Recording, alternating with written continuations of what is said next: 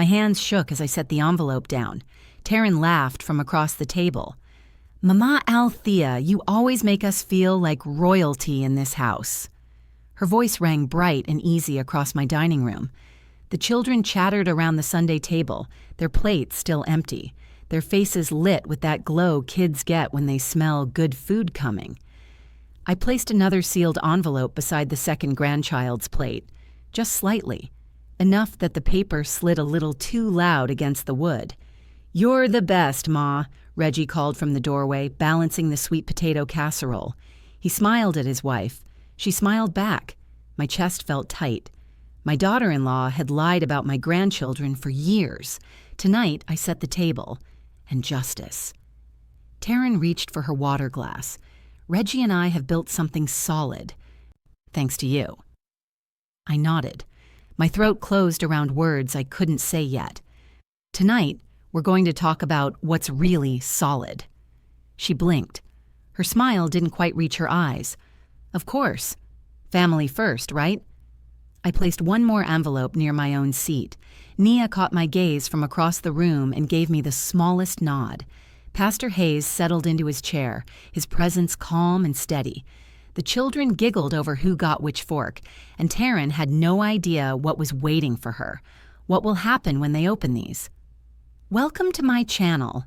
Every day I share life stories that touch the heart, challenge the mind, and remind us we're not alone.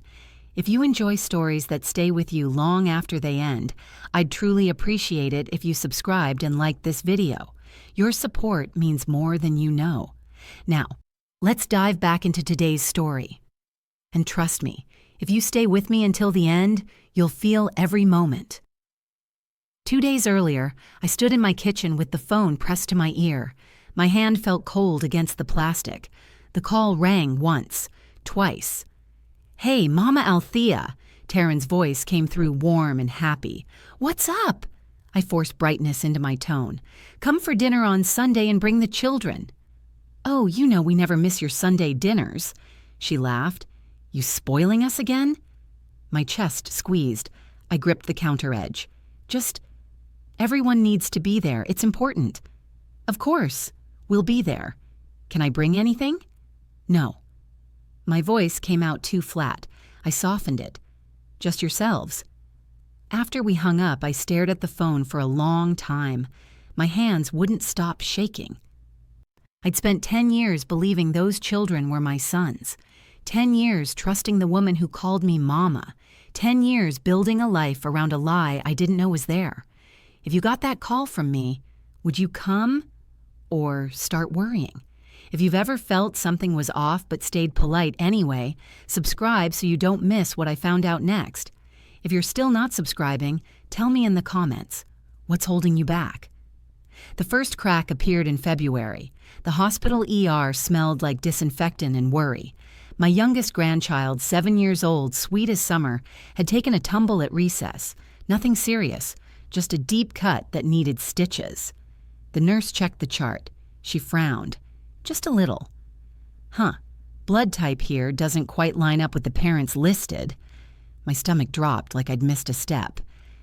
Taryn's voice cut in fast, too fast. "Oh, they mix up those charts all the time. Happens at every hospital." The nurse shrugged. "Maybe I'll double-check the records." I watched Taryn's face. Her smile stayed bright, but her voice had gone tight, sharp around the edges. "Grandma, does it hurt?" my grandbaby asked, squeezing my hand.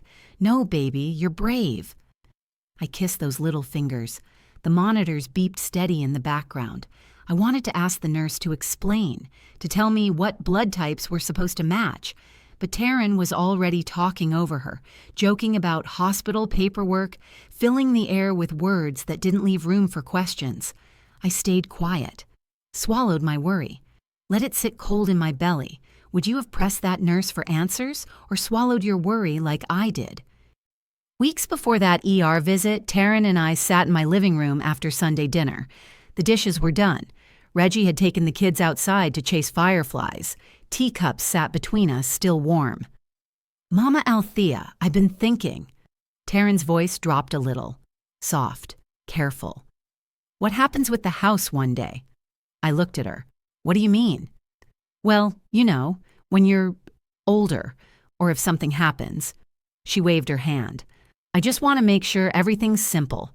For Reggie and the kids. I set my cup down. The china clinked too loud. My husband set things up. It's handled. I know, but... She leaned forward. It would be easier if everything just went straight to Reggie. No complications. You should simplify it now while you can. Something prickled at the back of my neck. Why are you worried about this? I'm not worried. Her smile came back. I just care about you, about all of us. My late husband used to tell me, Althea, learn the numbers. Know where everything is. Don't let anybody tell you what you own. I'd always waved him off, said he worried too much. Now I wondered if he'd seen something I couldn't.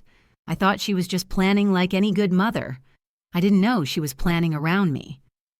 One night after that ER visit, I walked past the guest room. The door stood half open. Light spilled into the hallway. I heard Taryn's voice, low and soft, different from the voice she used with Reggie, different from the voice she used with me. You know they're safe with me. A pause. I can't talk long. He's in the next room. My heart slammed against my ribs. I froze. My feet went cold against the hardwood floor. The floorboard creaked under me. Her voice shifted fast, louder, brighter. Okay, girl, I'll talk to you tomorrow about that recipe. I kept walking. Didn't stop at her door. Went straight to my room. Sat on the edge of my bed. My hands wouldn't stop shaking. Who was she talking to like that? Who called after 10 at night and made her voice go soft and secret? The children had mentioned a park friend once. A man who bought them ice cream. Who knew their favorite games. I'd assumed it was another dad from school, but what if it wasn't? Have you ever heard a tone in someone's voice that told you a truth their words never would? The next afternoon, Nia came over. My niece, 34 years old, sharp as a tack, works as a paralegal downtown. She found me at the kitchen stove, stirring a pot I didn't remember starting. Auntie. Her voice was gentle. What's wrong? I told her. All of it. The nurse's comment about blood types, Taryn's questions about the house, the late-night call with that soft, secret voice. Nia listened, didn't interrupt, didn't tell me I was imagining things. What did Uncle always say about paperwork?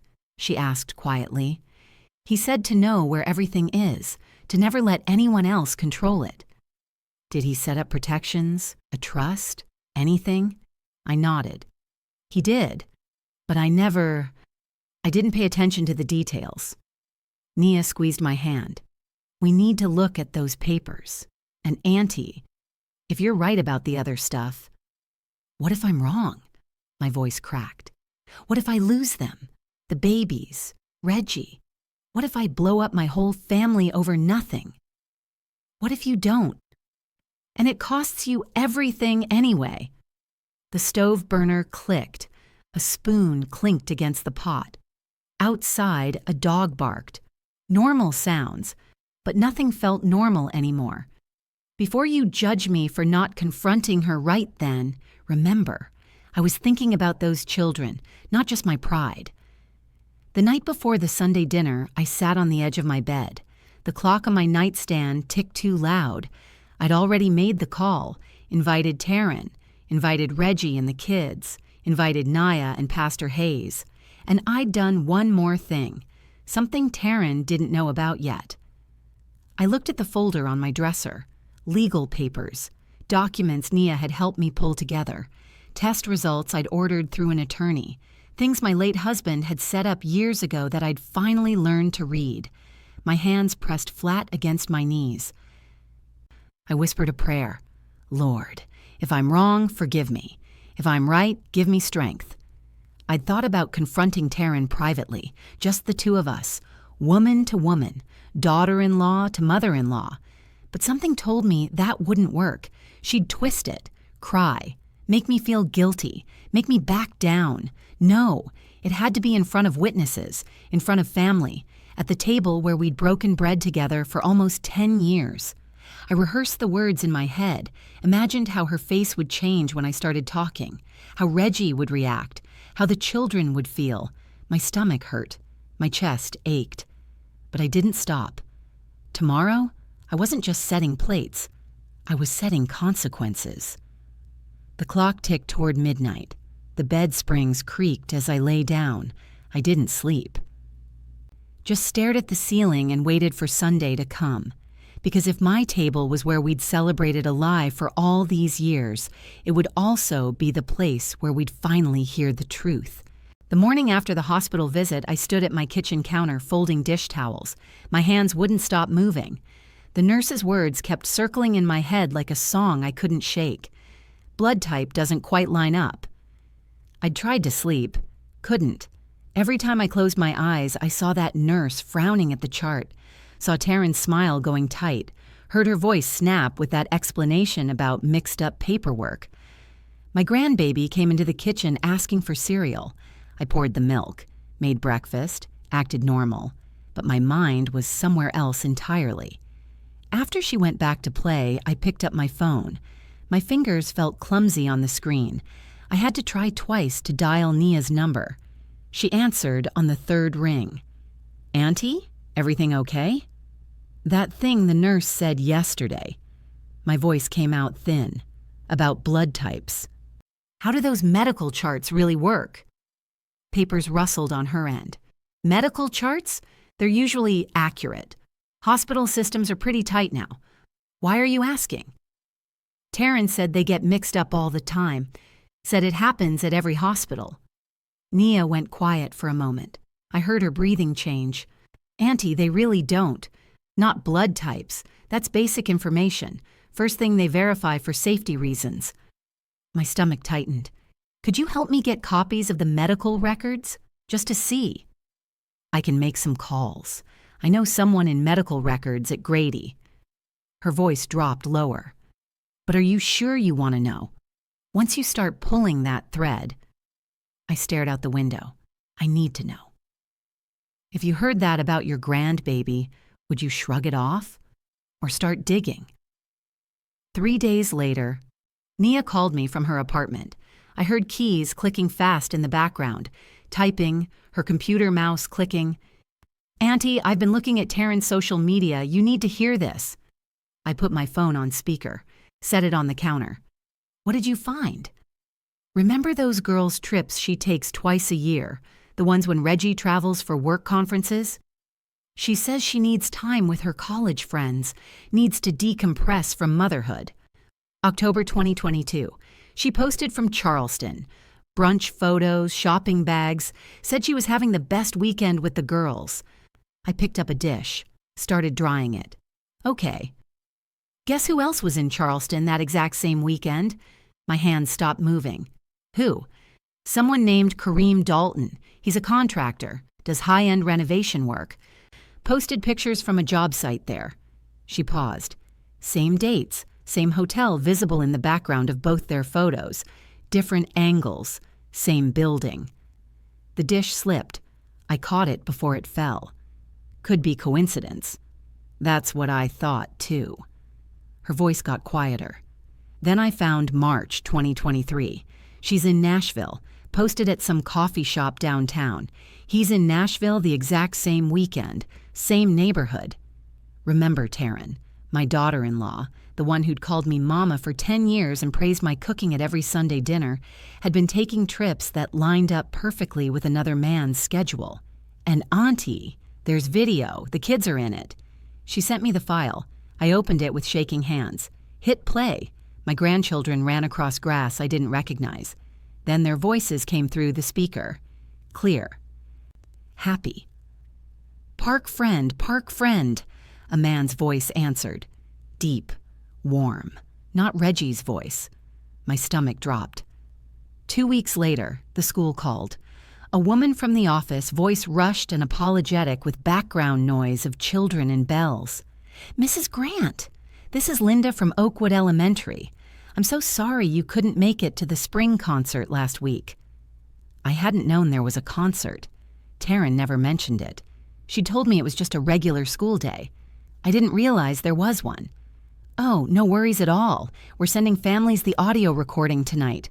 Should be in your email by 6. Thank you. My voice sounded hollow even to me. The file came through that evening. I sat in my living room with Nia. The lamp cast long shadows across the carpet. Outside, someone was mowing their lawn. Normal sounds. Normal Thursday evening. But nothing felt normal anymore. I put my phone on speaker between us. Hit play. The gym echoed with children's voices singing, piano music slightly out of tune, applause, parents cheering, someone's baby crying in the background. I could pick out my grandbaby's voice in the chorus, third row, just like always. Then during the break between songs, clear as a bell. "Dad, Dad, did you see me?" a man answered. "I saw you, baby. You were perfect." Not Reggie's voice, deeper, different rhythm, different cadence. A voice I'd never heard before in my life. I stopped the recording. My fingers shook as I pressed the back button, played it again. "Dad, Dad, did you see me?" "I saw you, baby." Nia's voice was gentle beside me.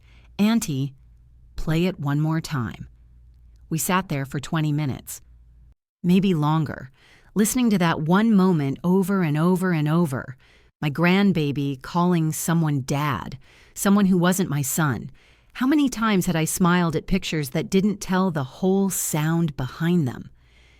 The next month, Taryn and I drove to the farmer's market together on a Saturday morning. She'd suggested it, said she wanted quality time, just us, mother-in-law and daughter-in-law bonding. Spring had turned warm. She seemed happy, talking about summer plans for the kids, day camp, swimming lessons. Then she reached into her purse and pulled out a brochure. Glossy, expensive-looking paper, heavy stock. "I've been thinking about your future, Mama Althea." I glanced over. Assisted living, marble lobby, elderly people smiling over tea. "It's just to get ideas." Her voice stayed light, conversational. "You're not old yet, but planning ahead is smart, right?" The car's turn signal clicked. Once, twice, 3 times before I could make the turn. "Why are you thinking about this now? I'm 66, not 90. "Well, houses are worth so much right now, especially in neighborhoods like yours." She flipped through pages. "If you ever needed care, you could sell and have plenty for a really nice place. Top tier, the best." My hands tightened on the steering wheel. "I'm not selling my house." "Of course not now." She laughed. Too bright. "But one day, when you're older, when things need to get simplified." I saw handwritten notes in the margins, her handwriting, numbers, dates. 5 years circled in blue pen. My chest felt tight. Simplified for who? For everyone, for Reggie, for me. "So we can take care of you properly." She tucked the brochure away. "So you don't have to worry about anything." But all I heard was, "So we can take what's yours and call it love." Have you ever realized somebody saw you more as an asset than a person? Early summer, Nia brought me to a small law office downtown, 10th floor, big windows overlooking the city skyline. The attorney's name was Mr. Brennan, silver nameplate on his mahogany desk. He'd known my late husband. They'd played chess together at the community center every Thursday for years. Gray hair, kind eyes behind wire-rimmed glasses. He shook my hand firmly and gestured to the leather chairs across from his desk. "Mrs. Grant, Nia tells me you have some questions about your estate documents. My husband set everything up years ago." I sat down slowly. The leather creaked under me. I never paid much attention to the details. He handled all that. I just trusted him to handle it properly.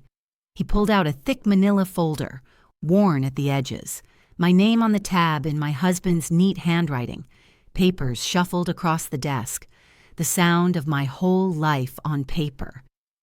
"Your husband was very thorough, one of the most organized clients I ever worked with." He smiled sadly, missing his friend. "He established an irrevocable trust. Your home is the primary asset. There are also some investment accounts, life insurance policies, everything structured carefully. Who controls it right now? You do. You're the primary trustee with full authority. Upon your death, it passes to named beneficiaries under the specific terms he laid out. He tapped a page with his fountain pen.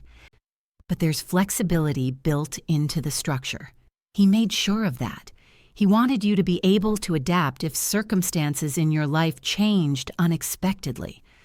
Nia leaned forward slightly, her paralegal voice coming out, professional, sharp. Could she modify who manages things? Add additional protections? Adjust beneficiary conditions or distribution requirements? His pen tapped the desk. Steady rhythm, thinking it through. Absolutely. We can modify trustee assignments, add successor trustees with specific oversight authority, add strict conditions for distribution, ensure assets go exactly where Mrs. Grant intends them to go. What if I wanted to make sure certain people couldn't access or control certain things? He didn't blink, didn't judge. We can build in very specific protective controls. I'd spent my life avoiding numbers. Now the numbers were the only way to protect my heart. Midsummer, Nia came over late one evening, almost 9 o'clock. The sun was setting orange and pink through my kitchen window. Her face looked tired, worried, dark shadows under her eyes. I need you to hear something. She set her phone on my kitchen table carefully. I got access to some messages, legally, through a contact who does digital forensics work, text message recovery from cloud backups. Everything's above board and proper. Messages from who? Kareem Dalton to Taryn, from last month. She took a breath, hit play. A man's voice came through the tiny speaker, frustrated, angry, raw around the edges. I'm done being a secret, Taryn. You hear me? I'm done with this. 10 years of hiding. 10 years. Taryn's voice responded, rushed and panicked. You can't do this. Not now. Not when everything's so close to working out exactly like we planned. Please. Not when what? Not when you're busy spending his money? Living in his house? Letting my kids call another man dad in public while I hide in parking lots? His voice rose. Those are my kids. Mine. I helped make them. I love them. And I'm tired of pretending I'm nobody to them. Please, just give me more time. I'm working on it. Getting everything set up. The house situation, the financial pieces, everything. Just like we talked about. You've been working on it for 10 goddamn years. Something slammed hard. A car door, maybe. Or a fist on metal. Quit living 2 lives. Pick one. Honor your promises to me and to them. Or I swear to God I'll do it myself. I will. I swear I will. Just let me handle it my way. Give me until fall. The recording cut off abruptly. Imagine hearing another man claim the children you've rocked to sleep for years. What would that do to you? I couldn't sleep anymore. Not really. I'd lie in bed and stare at the ceiling while the clock ticked too loud in the quiet. 2 in the morning. 3. 4. The numbers glowing red in the dark. Every conversation replayed in my head. The nurse. The school recording. Kareem's voice on that message. Taryn's brochure with my house reduced to $signs. Over and over and over. My husband used to say, Althea, sometimes the hardest choice is between what feels good and what's true. I'd always nodded, agreed, but I never thought I'd face a truth this ugly. The DNA testing. That's what Mr. Brennan called it when we'd talked quietly in his office. Legal, possible. Using samples from everyday items, hair from a brush, saliva from a cup, things I could collect without violating laws or trust in ways that would destroy me in court later. I sat up in bed one night and spoke out loud to the empty room. Lord, if I'm wrong about this, forgive me. If I'm right, give me the strength to survive what comes next. My voice sounded strange, small, like it belonged to someone else. I thought about my grandchildren, their faces, their laughter, the way they called me grandma and ran to hug me when I picked them up from school. If I did this, if I got those tests, and the truth was what I feared, everything would shatter. But if I didn't, I'd spend the rest of my life living inside a lie that ate at my heart. I chose truth over comfort. Days later, I sat in Mr. Brennan's office again, Nia beside me. The attorney had a lab technician on speakerphone, a woman with a calm, clinical voice. "We'll need samples from the children and the potential biological father, also the presumed father for comparison." My hands felt cold. How do I get those without... I couldn't finish. Everyday items work fine. Hair with root attached, used cups or utensils with fresh saliva, items worn close to skin. Her voice stayed steady, professional. "We'll provide collection kits with instructions. Everything must be labeled and dated properly for legal validity. And if the results show..." Nia's voice trailed off. "The results will be admissible in family court. Paternity can be established or excluded with over 99% certainty." Mr. Brennan spoke up. "Mrs. Grant, you need to understand, once you have these answers, your son's marriage may end. Your relationship with your daughter-in-law will change permanently. You'll be the one who brought the proof." I swallowed hard. "And if I don't? Then they continue living a lie, and you continue funding and supporting it." The phone clicked. Forms appeared across the desk. I signed 3 times. My signature looked shaky, old. "Would you want the answers? Even if they burned your whole life down?" 2 weeks later, the kits arrived in a plain brown box. I collected what I needed over several days. Careful, methodical. Each sample sealed and labeled in my careful handwriting. Sent them back. Then I waited. If you'd have done what I did, stay with me and subscribe, because the next part is where the real cost of truth shows up.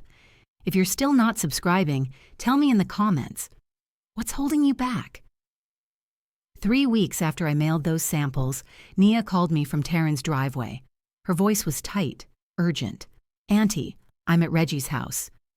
Taryn asked me to grab something from her glove compartment. You need to hear this." Papers rustled through the phone. "There's a refinance application here, for your house, with Reggie listed as co-owner and Taryn as financial power of attorney." My stomach dropped. "I never signed anything like that." "I know. It's not filed yet. It's drafted, waiting." More rustling. "There's notes in the margins." Her handwriting. Phase 1, simplify estate. Phase 2, assisted living by 2025. Phase 3, sell property, consolidate accounts. I sat down hard on my kitchen chair. It scraped loud against the floor. "There's more, a timeline. She's got your move into a facility penciled in for next spring. Property listed by summer. Proceeds divided between household operations and children's futures." Nia's voice cracked. "Auntie, she's been planning this for at least 2 years based on these dates." Read me the exact words. "Mom in Sunrise Gardens by April 2024. House appraisal complete by June. Listing by August. Settlement by November. Proceeds to trust account managed by T. Mills Grant, with R. Grant as secondary." She paused. "It's your house, your home, and she's already decided when you're leaving it." The refrigerator hummed. The clock ticked. Everything normal. Everything wrong. Not my life. Not my house. Not like this. "Bring those papers here. Now, I need to see them with my own eyes." When Nia arrived 20 minutes later, I read every word, every date, every calculation. Taryn had mapped out my future like I was already gone, like I was already too old to decide for myself. Like the house my husband built and I kept was just an asset waiting to be liquidated. 2 days later, Taryn showed up at my kitchen door. Her eyes were red, swollen. She'd been crying for a while. Nia told Reggie she saw papers in my car. He confronted me. Now he thinks I'm terrible. Her voice broke. "I just want security, Mama Althea. That's all. Just security." I poured her water, set the glass in front of her, said nothing. "You don't know what it's like." The words tumbled out fast, desperate. "When I was 7, we got evicted. 3 times before I turned 12. I watched my mama beg landlords for one more week. I saw the lights get cut off, the heat, the phone. The glass shook in her hand. Water sloshed. I ate cereal for dinner because there was nothing else. Wore shoes with holes because we couldn't afford new ones. Her voice dropped to a whisper. I swore my kids would never know that. Never. So you plan to take my house? My voice came out flat, cold. Not take it, just make sure it was used right. For the kids, for their future, for stability. Without asking me. I thought you'd want that too. Want them taken care of. The kettle whistled on the stove, sharp, loud. I turned off the burner. Poured tea I didn't want. It's hard to hate someone while they're crying about a childhood that looks a little too much like yours. But fear doesn't excuse betrayal. Pain doesn't give you permission to plan around someone's life, and I couldn't let tears wash away what those papers proved. Taryn, I understand being scared, but understanding doesn't mean I'll let you erase me while I'm still here. That evening, Reggie showed up, angry, defensive, his footsteps heavy across my living room floor. Mom, you're turning Taryn into some kind of villain. She's not perfect, but she's trying. She's overwhelmed. She made notes about the future. That doesn't make her evil. Remember Reggie, my only son, the one I raised alone after his father died, the one I'd worked double shifts to put through college, had always believed the best about his wife. She made plans to move me out of my house. She made notes, ideas. She wasn't going to actually do anything without talking to you. His voice rose. You're being paranoid. You're pushing her away. You're making her feel like she's not family. Did you see the dates, the timelines? She's a planner.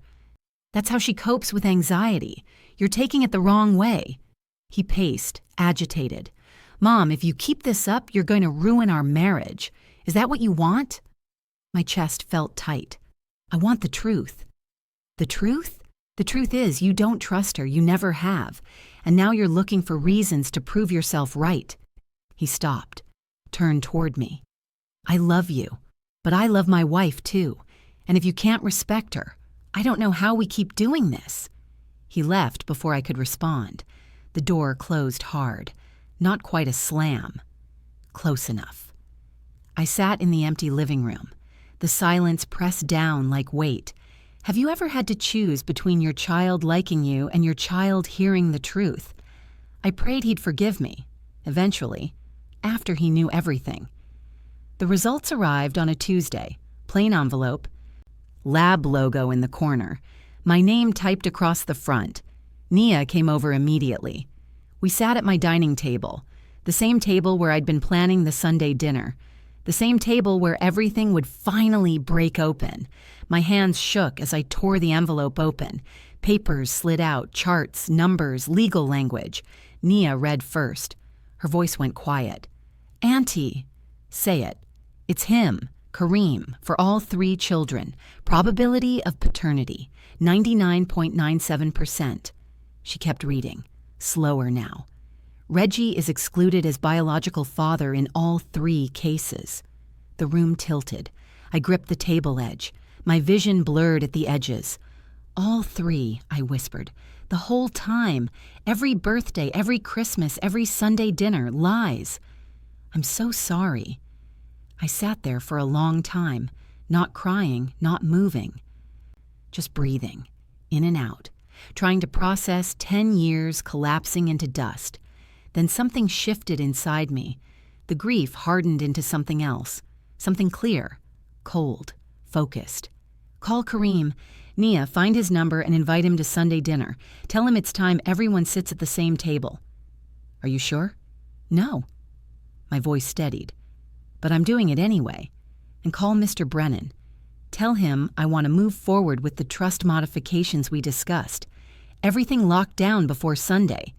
She nodded, started making calls. I heard her voice in the background, professional, calm. I looked at the papers spread across my table. Evidence, proof. The end of one family and maybe the painful start of something honest.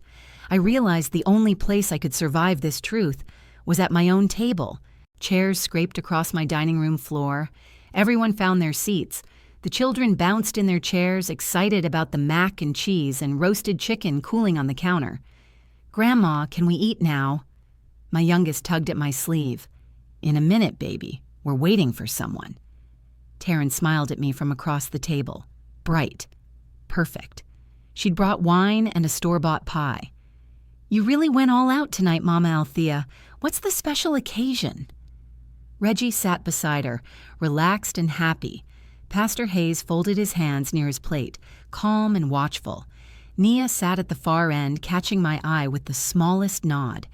The sealed envelopes sat beside each child's plate, white, official-looking. The children kept touching them, curious. "What's in these, Grandma?" My heart hammered so hard I felt it in my throat. "We'll get to that." Silverware clinked. Someone poured water into glasses. Normal sounds. Sunday dinner sounds. The smell of food filled the room. Everything looked like it always had. But my hands trembled as I smoothed my napkin. I'd rehearsed this moment 100 times. Knew what I'd say, what I'd reveal.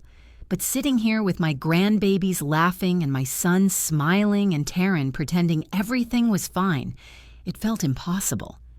The quiet rustle of paper as a child's finger traced the edge of an envelope was the loudest sound in the world. The doorbell rang. Everyone looked toward the door. Taryn's smile faltered slightly. "Are you expecting someone else?" "Yes." I stood up. My legs felt shaky. "I am." I walked to the front door and opened it. Kareem Dalton stood on my porch. Tall, well-built, work clothes but clean. His voice was deep when he spoke. "Mrs. Grant, come in. It's time you sat at the same table as everybody else." Behind me, I heard the children gasp, "Park friend, park friend." The youngest jumped up. Kareem stepped inside. His footsteps were heavy on my hardwood floor. When we reached the dining room, the temperature dropped 10 degrees. Taryn's voice came out strangled. "What is he doing here?" "Mama, who is this?" Reggie stood up, confused, protective. "This is Kareem Dalton." My voice stayed steady, calm. "And he's been part of this family for a very long time. You just didn't know it." The children chattered, excited. "We know him. He takes us to the park. He buys us ice cream." Reggie's voice got quieter, dangerous. "Taryn, what's going on?" "I don't know." Her hands gripped the table edge. "I have no idea why he's here." Kareem sat in the empty chair I'd placed at the table. His voice was rough, nervous. "Mrs. Grant asked me to come, said it was important." Pastor Hayes cleared his throat gently. "Let's all take a breath. Sit down. Listen. If you were sitting at that table, whose side would you think you were on yet? If you're still listening, you already know this is about to explode. Hit subscribe so you're here for the moment everything breaks.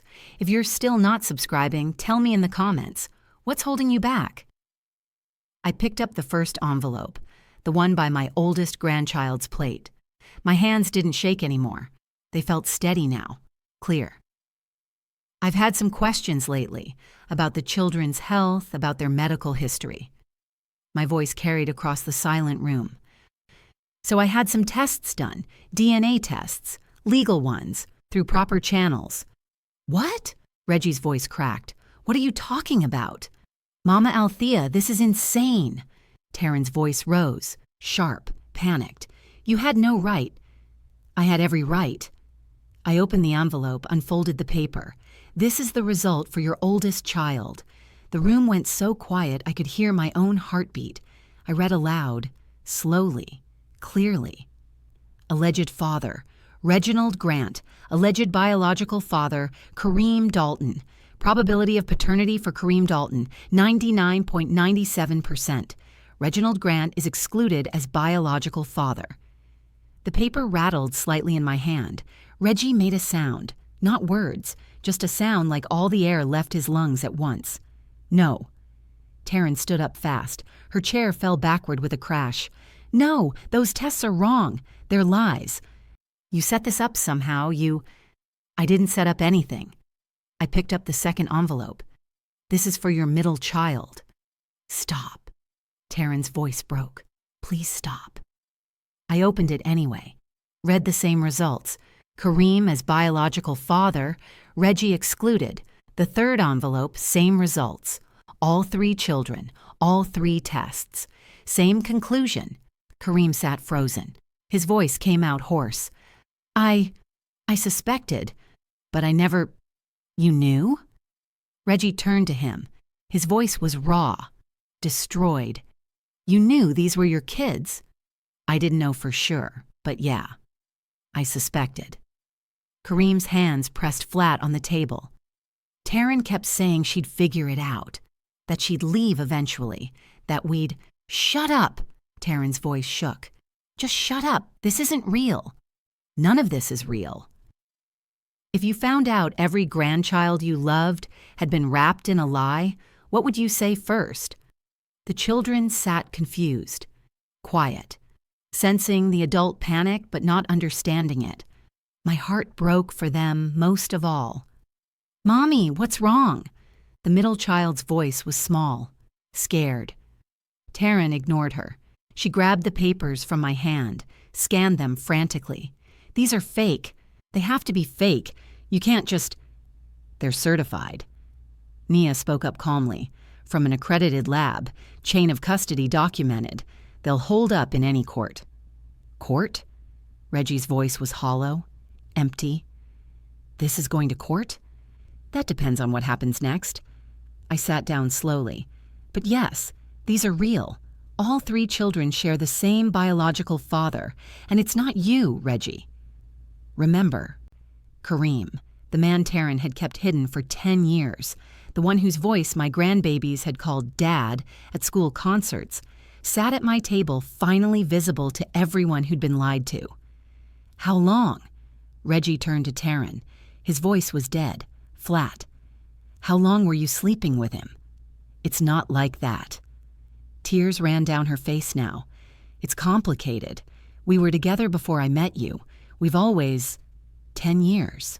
Kareem's voice cut through, rough, bitter. 10 years she's been going back and forth, telling me she'd choose me eventually, telling you I didn't exist. You knew about me. Reggie stood up. His chair scraped loud. Yeah, I knew. Kareem's hands clenched into fists on the table. I hated it. Hated hiding. Hated watching her play house with you while our kids called you Dad. They're not your kids, Reggie's voice rose. I raised them. I've been there every night, every morning, with my DNA. Kareem stood too. My blood. Stop. Pastor Hayes' voice was firm, commanding. Both of you, stop. The children are right here. Nia reached into her folder, pulled out more papers, printed text messages, screenshots, receipts, the evidence I'd asked her to organize. There's more. Nia's voice was steady, professional. These are messages between Taryn and Kareem from the last 3 years, recovered legally from cloud storage. She read from the first page. I miss our babies. I hate that I can't tuck them in tonight. Sent by Kareem to Taryn, March 2022. Reggie's voice was strangled. Our babies, Nia kept reading. I booked the hotel in Nashville, same one as last time. Can you get away that weekend? Taryn's response, yes, Reggie has that conference in Denver. I'll say it's girls' trip. Every ping of a message on her phone had been another brick in a wall I couldn't see. More messages, more hotels, more coordinated lies. Weekends planned around Reggie's work travel. Photos of the children sent to Kareem with captions like, they look just like you and I wish we could do this openly. I tried, Kareem's voice cracked, angry and hurt. I tried to get her to tell the truth, to leave, to pick one life instead of 2. So you just went along with it? Reggie's fist hit the table. Silverware jumped. You just kept sleeping with my wife, seeing these kids, letting them call me Dad while you played some secret father role? They're my kids biologically. Kareem stood. I wanted to claim them. She wouldn't let me. I was protecting them. Taryn's voice rose, desperate. I was protecting everyone. You don't understand what it's like to... To what? Reggie shouted. To lie for 10 years? To use me for a paycheck and a house while you kept your real family on the side? It wasn't like that. Then what was it like? His voice broke completely. Raw, devastated. Tell me. Make me understand how any of this is anything but betrayal. Taryn collapsed back into her chair, buried her face in her hands. When she spoke, her voice came out muffled, broken, real. I grew up poor, so poor we got evicted 3 times before I was 12. My mama worked 2 jobs, and we still didn't have enough. She looked up, tears streaming. I swore my kids would never know that, never. Her voice shook with something raw, terrified. Kareem and I were together first. I loved him. I still love him. But he couldn't offer stability, not then. He was between jobs, living with family, no insurance, no savings. So you left me for someone with money. Kareem's voice was bitter. I didn't leave you, I just... She wiped her face. I met Reggie. He had a career, a good family, a mother who owned her house outright. He offered security, safety, everything I needed to make sure my babies never went hungry. But they were my babies. Kareem's voice dropped. Dangerous. I know, she sobbed. I thought I could have both. Stability from Reggie, love from you. I thought I could build them the best life by taking the best pieces from both of you. Reggie's voice was hollow. Did you ever love me? Yes. Her voice broke. Just not the way I love him. The words hung in the air, truth finally spoken, devastating and clear. Do you hear a monster in her words? Or a broken girl who made monstrous choices? If you're still here, your heart's probably fighting with your head like mine was. Subscribe so you don't miss how I chose justice over just anger. If you're still not subscribing, tell me in the comments, what's holding you back? I stood. My turn to speak. The room fell quiet. I understand being scared, Taryn. I understand wanting security. My voice was calm, firm. But I will not let fear excuse what you plan to do with my life and my home. I picked up my own envelope, and the thick one. 3 weeks ago, I met with my attorney. We reviewed the trust my late husband established, and we made some changes. Taryn's voice was hoarse. What kind of changes? My house and certain investments now sit in an irrevocable trust. The primary beneficiaries are my 3 grandchildren, direct beneficiaries, not through their parents. Reggie's voice was confused. What does that mean? It means the house cannot be sold to pay for assisted living I don't want. It cannot be used as collateral for loans. It cannot be refinanced or mortgaged. I looked directly at Taryn. The asset you were planning to access in 5 years. It's off limits. Permanently. You can't do that. Taryn's voice rose, desperate. That's Reggie's inheritance. That's for our family. It is for family. I looked at my grandchildren. For them. Not through you. Not through him. Not through her. Through them, the children, when they're grown and educated and ready. Nia spoke up. I've been named successor co-trustee. I'll manage the assets alongside Mrs. Grant, and eventually in her place. Neither parent has access or control. That's my mother's house? Reggie's voice shook. I'm her son. And you'll always be my son. My voice softened slightly. But I won't let anyone, not even you, use this house to fund a life built on lies. The biggest emotional revelation hung in the air. Power had shifted away from both spouses, away from Reggie, away from Taryn, to the grandchildren and the one person I knew would protect them without agenda. There's more.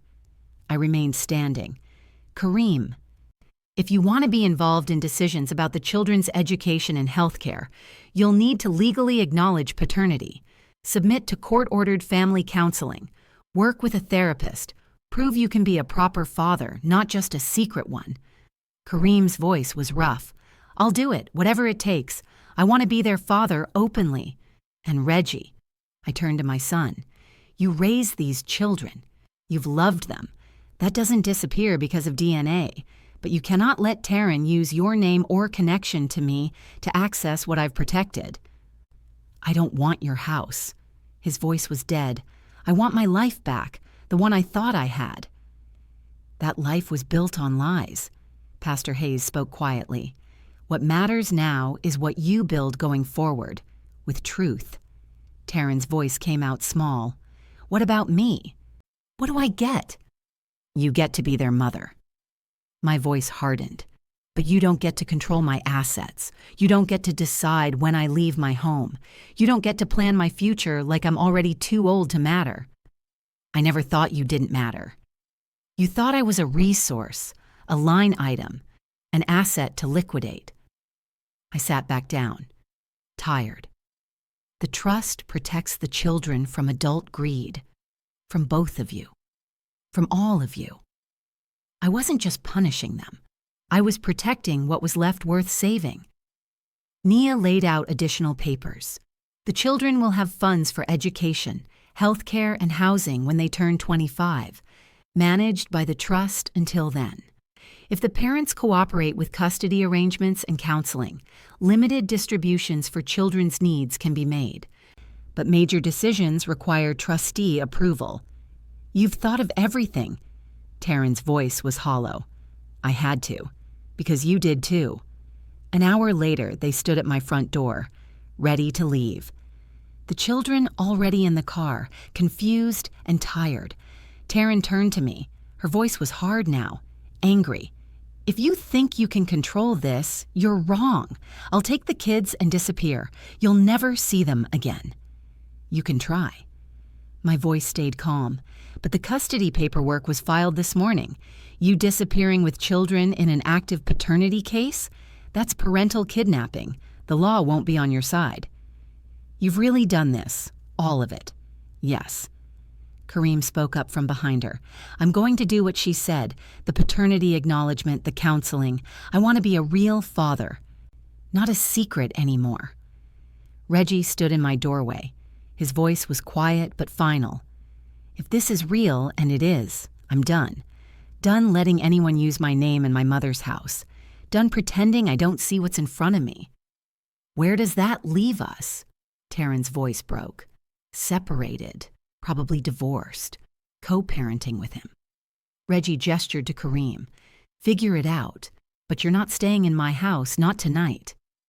Taryn walked to the car without another word. Kareem followed. They left in separate vehicles. Reggie stood in my doorway a moment longer. I need time, Mama, to process this. I know, I love you. I know. He kissed my forehead, but I can't be here right now. When the door shut behind them, I finally let myself cry. Nia held me while I sobbed. Pastor Hayes prayed quietly. The house felt too empty, too quiet. The table still held the envelopes, the evidence, the truth that had burned everything down. Later, as Nia helped me clear the dishes, I heard a small voice from the doorway. Grandma, when's Mommy coming back? My heart cracked open all over again. 3 weeks after the dinner, we sat in Mr. Brennan's conference room, the long table, high-backed chairs, windows overlooking downtown Atlanta. Mr. Brennan spread papers across the table. Let's review the terms everyone agreed to. Reggie sat beside me, Kareem across from us, Nia at the end with her own file. Taryn's lawyer had sent written responses. She wouldn't come in person. The trust remains irrevocable. Mrs. Grant retains control during her lifetime. Upon her passing, Nia assumes trustee duties. Mr. Brennan tapped a page. The children become beneficiaries at age 25. Educational and medical funds available before then, subject to trustee approval. And custody? Kareem's voice was quiet, careful. Joint legal custody between Mr. Grant and Mr. Dalton. Mrs. Queen, Mills retains parental rights pending completion of court-ordered family therapy. The attorney flipped pages. Visitation schedule alternates weeks, holidays split. All major decisions require both fathers' agreement. Reggie signed his name. The pen scratched loud in the quiet room. "You're okay with this?" Kareem's voice held disbelief. "Sharing them with me?" "I raised them. That doesn't disappear." Reggie's voice was steady, sad but clear. "They need you too. Biologically. Legally. But I'm still their dad in the ways that matter." Kareem signed next, then me, then Nia. Justice isn't loud gavel bangs. Sometimes it's quiet signatures on paper. Mrs. Mills has agreed to move out of the marital home. Divorce proceedings are underway. Mr. Brennan closed the folder. The children will remain in Atlanta. Both fathers will complete co-parenting counseling starting next month. "What about the house scheme?" I asked. "The refinance documents Nia found?" "Withdrawn, never filed, no legal standing." He smiled slightly. "Your home is protected, as intended." We left the office an hour later. The sun was setting. Kareem shook my hand at the elevator. "Thank you for including me, for not shutting me out completely. Those children deserve their real father, if you're willing to do the work." I am. 4 months later, I stood in the church fellowship hall serving fried chicken and mac and cheese. The congregants laughed and talked. Kids ran between tables. Normal Wednesday night. Pastor Hayes came through the line. "You feeding folks again, Sister Althea?" "Always." I spooned collard greens onto his plate. "It's what I do." "You did more than feed people at that dinner table." His voice dropped lower, kind. "You fed them truth. That takes courage." I set down the spoon. Was it the right kind of courage, or was it just anger dressed up as justice? "Can it be both?" He smiled. "You protected those babies, set boundaries. That's biblical. But you also left room for forgiveness. You didn't destroy everyone, just the lies." I think about Taryn sometimes. Wonder if she's okay. That's grace. You can pray for someone from a distance. Don't have to let them close to do it. I'd always fed people. I just never thought about feeding them truth, too. Later, serving dessert, I watched families eating together, laughing. Some of them probably had secrets, too, lies they kept to survive. Maybe someday they'd have to face their own dinner tables, their own envelopes. If hearing this made you think about your own boundaries, subscribe and share your thoughts in the comments so we can learn from each other. If you're still not subscribing, tell me, what's holding you back? 6 months after the confrontation, my dining room held a smaller Sunday lunch. Not the same as before. Different. Honest. The children ran in first, loud, happy. "Grandma, we brought rolls." Reggie followed with a grocery bag, Kareem behind him carrying a casserole dish. They'd driven separately but arrived together, co-parenting in action. "Where do you want this?" Kareem's voice was more comfortable now, less awkward. "Counter's fine." I took the dish, still warm. Nia set the table, 5 adults, 3 kids. Taryn wasn't there. Hadn't been invited. The divorce was final now. She had the kids every other weekend, supervised visits until therapy finished. We sat down, passed food.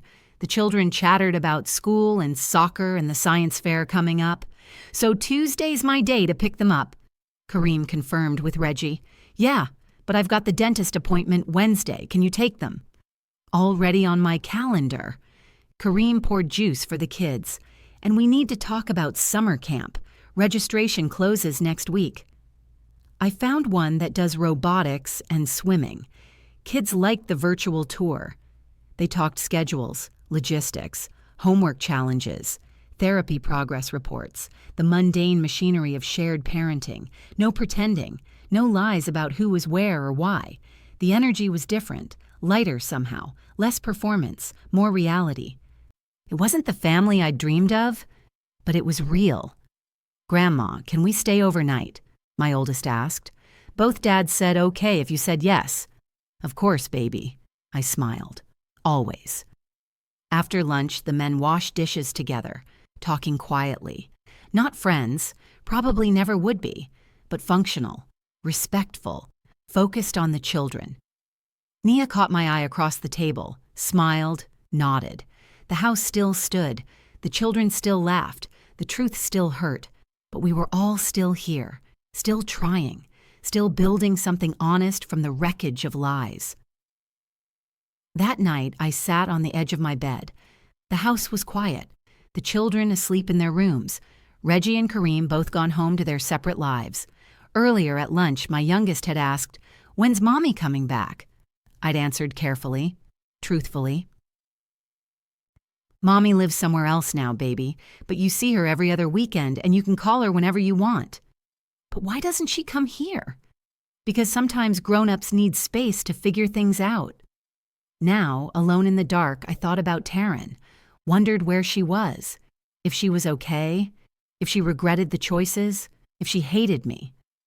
I'd heard through Nia that Taryn was renting an apartment across town, working at a dental office, doing her therapy sessions, seeing the kids according to schedule, trying to rebuild. Part of me, a small, stubborn part, still felt angry, still felt betrayed, still wanted her to hurt the way she'd hurt me, hurt Reggie, hurt those babies with her lies. But another part of me remembered that girl crying in my kitchen, talking about evictions and empty fridges. That girl had been terrified, made terrible choices from that terror. I prayed for her, out loud in the dark. Lord, help her heal, help her become someone her children can trust, but keep me safe from her schemes. Protecting myself didn't mean I had to hate her forever. The next evening I sat on my porch. The rocking chair creaked under me. Crickets sang in the bushes. City sounds hummed in the distance. I thought about what I'd learned, what I'd survived, what I'd share if I could sit with every grandmother, every mother, every person who felt something was wrong but couldn't name it. Trust the quiet doubts, the ones you try to explain away, the ones people tell you are paranoia. Listen to them. Investigate them. Don't let anyone make you feel crazy for paying attention. Learn your numbers. Know your paperwork. Understand what you own and who controls it. Don't let love make you ignorant. Don't let trust make you careless. Set the table for truth, even when lies taste sweeter, even when truth will burn everything down, because living inside a beautiful lie will hollow you out until there's nothing left but the performance. My house still stood. My grandchildren still loved me. My son was learning to build a new life. The truth had cost me the family I thought I had, but it gave me back something more valuable, my own voice, my own power, my own table where lies couldn't eat first. Thank you so much for watching till the end. If you enjoyed this story, please subscribe and turn on the notification bell so you won't miss the next one. Drop your country flag and location in the comments. I'd love to know where you're watching from. And if you're still not subscribed, seriously, what's stopping you? Your feedback means a lot and helps me improve every story.